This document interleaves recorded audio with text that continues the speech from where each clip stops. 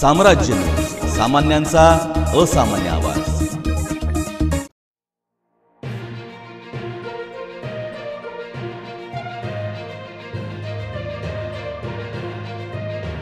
नदीत कालच्यापासून पाणी भरपूर आलेले आहे आणि कमीत कमी बेरणा गावात 20 ते 25 गावात घरात पाणी शिरल्यामुळं स्थलांतर व्हायला लोक बेरणा गावात पाणी भरपूर पाणी आहे, घरात पण पाणी ते भरपूर एक गाव घरात रात्री अचानक पाणी वाढल्यामुळं गाव सोडून दुसरीकडे शिफ्ट व्हायला लागलं।